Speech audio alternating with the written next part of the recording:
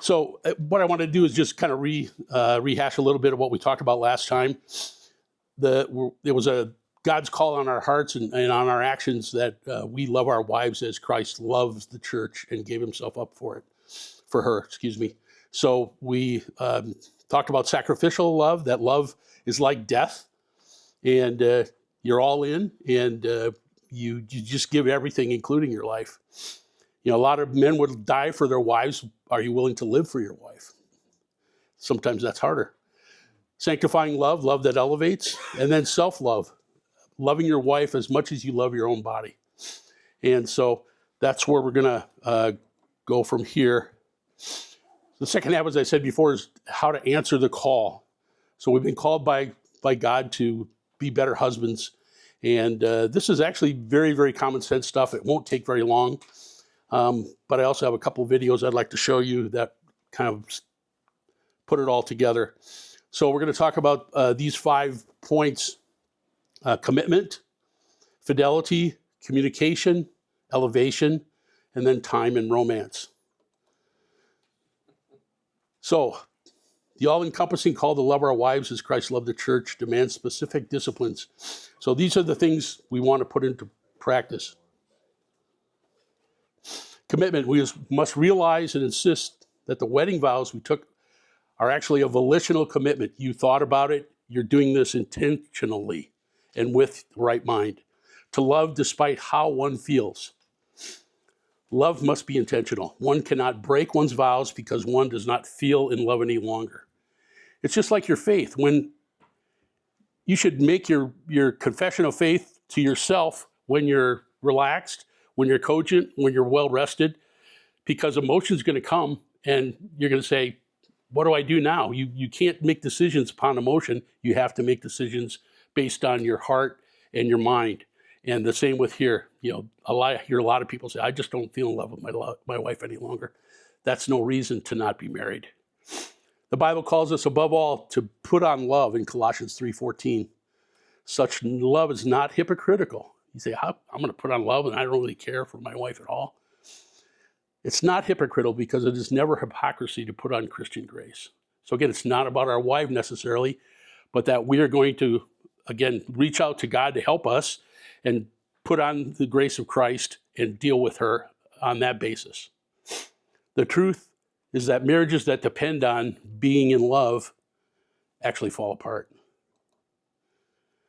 So couples that look back, and if you think about it, until I read this and thought about it myself, your wedding vows are pretty wild. You're promising some real heavy-duty stuff. And if you go back and think about it, the ones that look back on those wild promises they vowed in marriage ceremony are the ones who do make it to the end of life being married. There's no substitute for covenant. That's the agreement that you and your wife made by making vows, and then plus commitment. And the commitment, again, is this volitional. Love is action. It is intentional, and I will love not because I feel like it, because I know I want to love my wife. So there's no substitute for that covenant plus commitment. When a man commits himself to love his wife as Christ loved the church and gave himself up for her, he will be ever faithful to her. Think about it on the other foot. The one big thing that we, the church, the bride of Christ, count on is the fidelity of the bridegroom. Who's the bridegroom? Jesus. We know that he is perfect. He is full of fidelity and grace and all the other good things that there are in the world. We don't have to worry about God changing or not loving us or walking away from us. He'll never leave us or forsake us. So we have that same paradigm set up by us with Jesus that we should afford our wives the same thing. So this one thing a wife whose husband loves like Christ can rest on is that you're going to be faithful. Fidelity is the next part. Fidelity is the quality of or state of being faithful. A lot of people talk about music in terms of fidelity. What does that mean? They want to know how faithfully the sound of whatever recording they're using. Back in my day, it was 33 1/3 LP, and then we went to tape and CDs, and now I think everything's just digital. But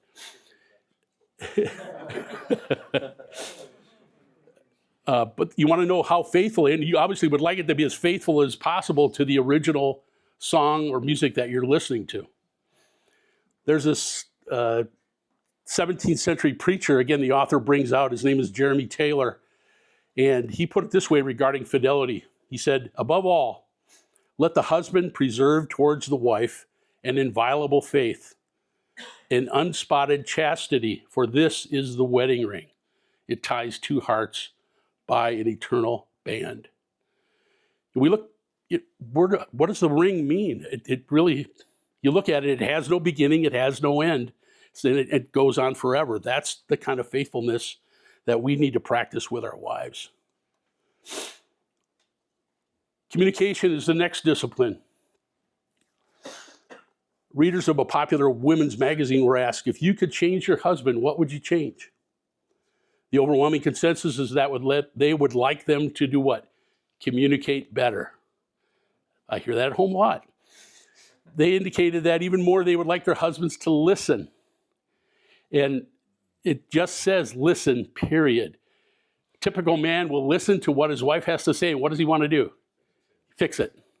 I'll fix it. They don't want you to fix it. They want to have an ear. They want your attention. They want your understanding and just to be there for them, a shoulder to cry on, if you will, in some instances. So communication is important. The typical stereotype, of which it's one of my favorite things to do, is get up before everybody else in the morning, make some coffee, get some toast going, and I'll sit there and read my news feed for an hour. But the stereotype of the husband with his news feed at breakfast, preferring to read the latest scandals in government, the scores of the latest athletic events, or opinions of some talking heads you've never met, but you've seen on TV or read about in the paper, rather than talk to the person who just shared your bed, poured your coffee, fried your eggs.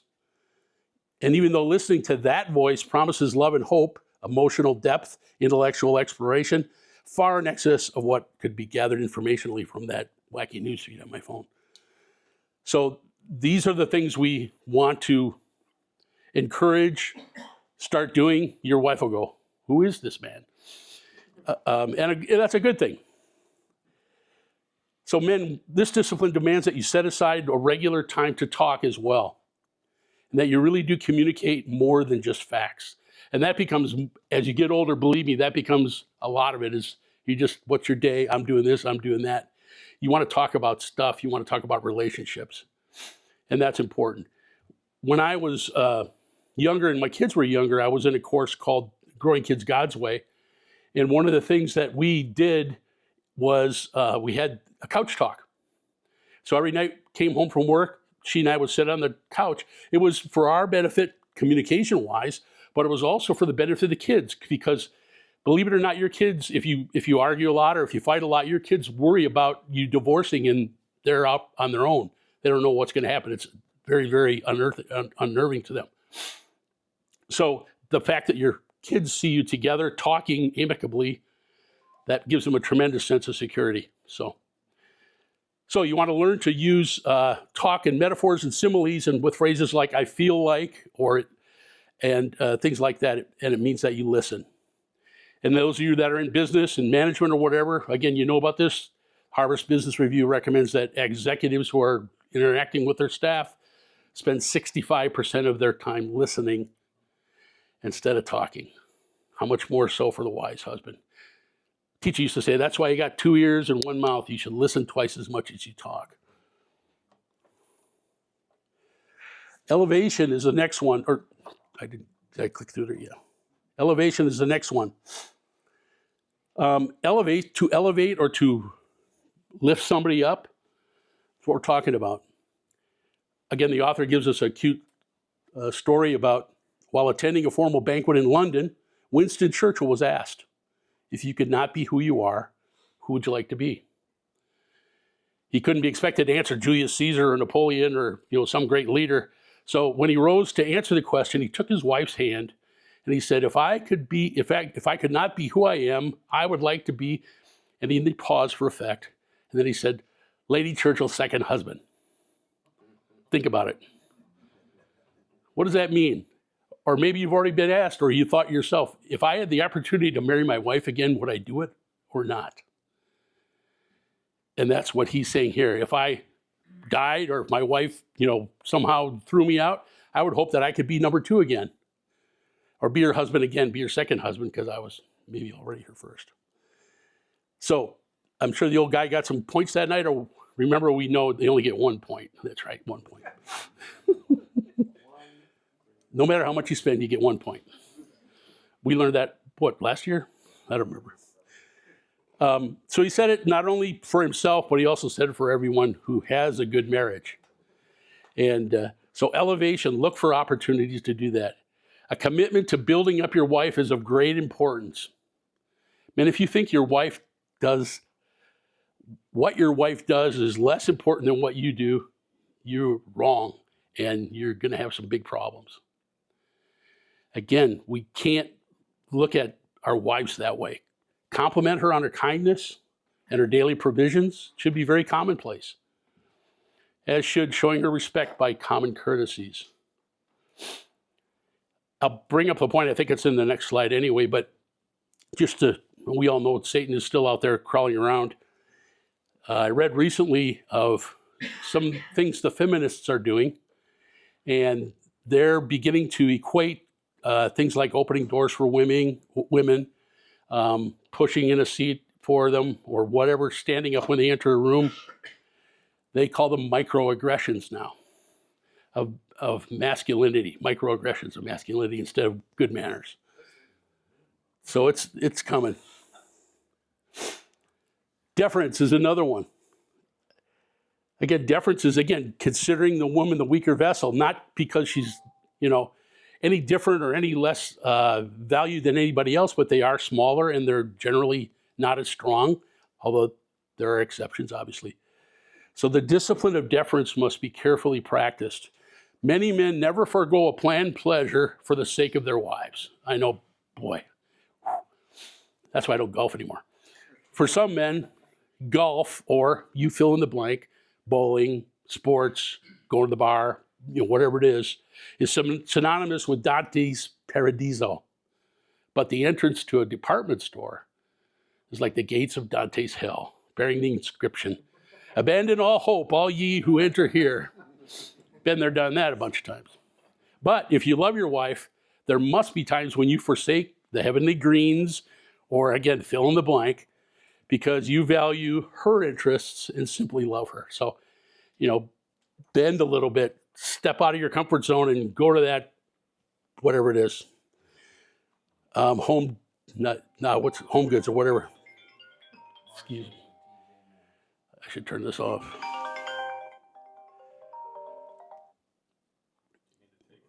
Nah, it's my daughter. Not the daughter that had the baby, my other daughter.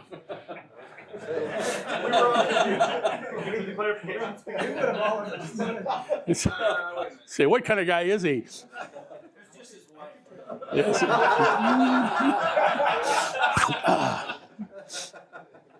How do you know that? No.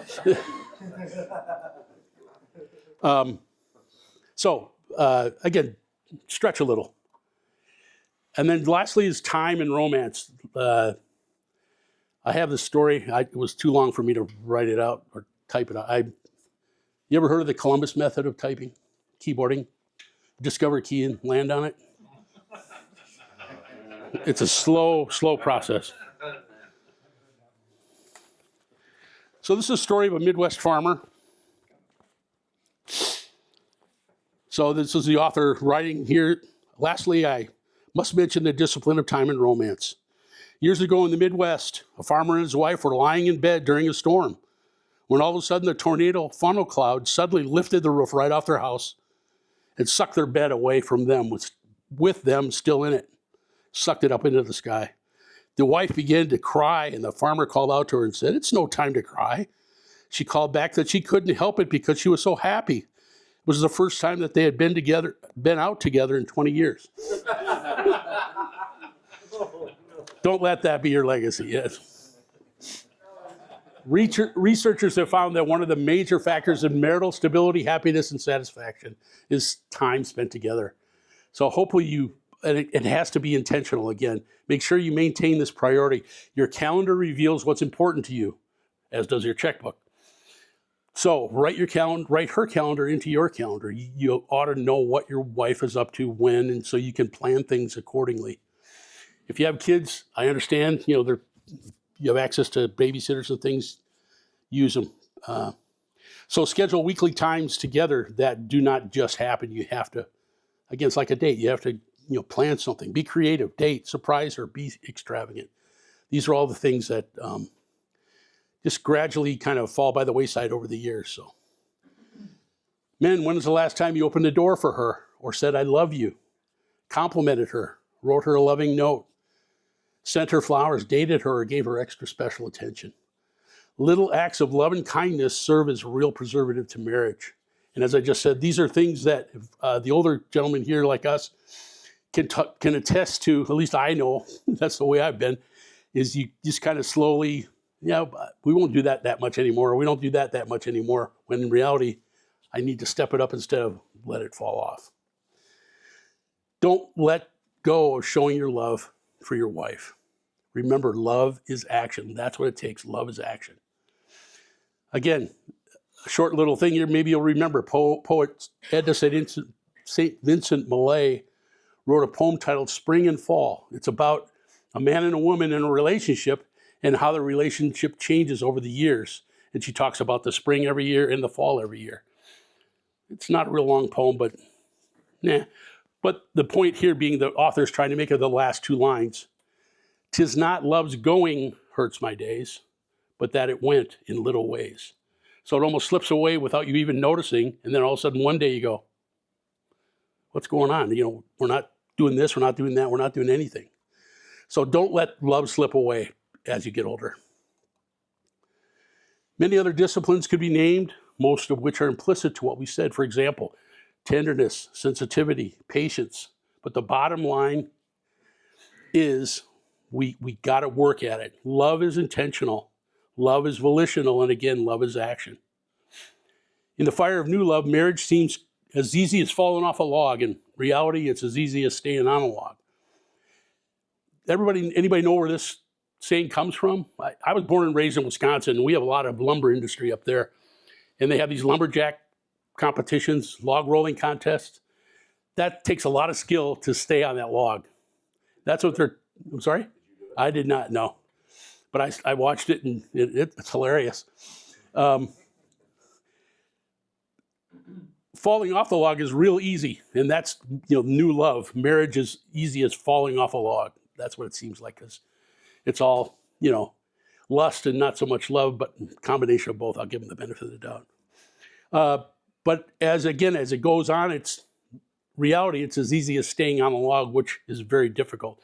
And it requires attention, develop skill, and careful work. Those guys constantly watching the other guy's feet, or woman could be too.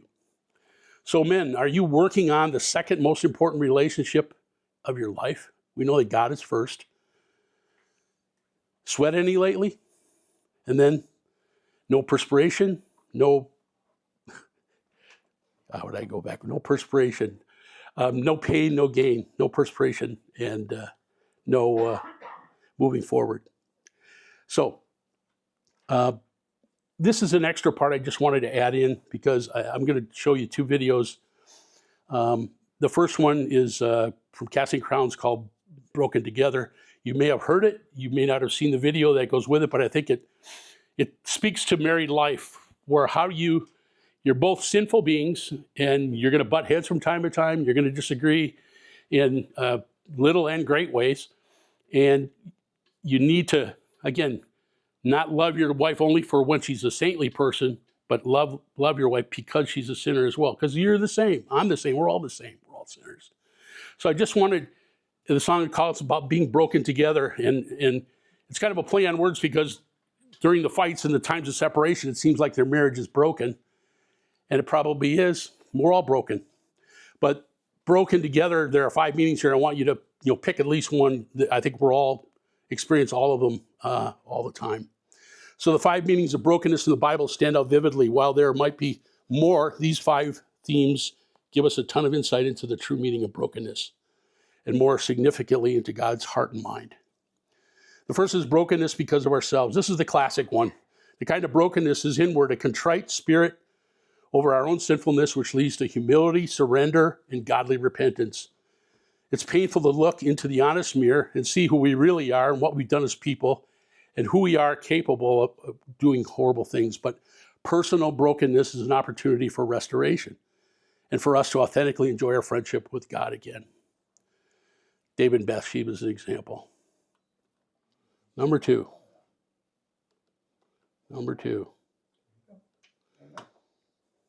Hurt people. Since we're all born with fractured and dark hearts, our intentions, speech, and actions divide, separate, and damage other people. We've all been on both sides of the coin. Some to damage other people. We've all been on both sides of the coin, some greater degrees than others. We could probably think of times we've hurt others, and we've definitely found ourselves as the victim of another person's sin. Number three, the world is broken and it breaks us too. No one gets through life without feeling the brokenness of the world. If you've ever gotten a shocking phone call or suffered an intense physical sickness or lost someone you love, you know what I'm talking about. If you've not yet encountered a life circumstance that brings you to your knees, you will. Don't let the reality scare you. Let it sober you and direct your gaze to Jesus, the one who overcomes the world and will reach into yours too. As Jeremy said tonight, that he's overcome the world.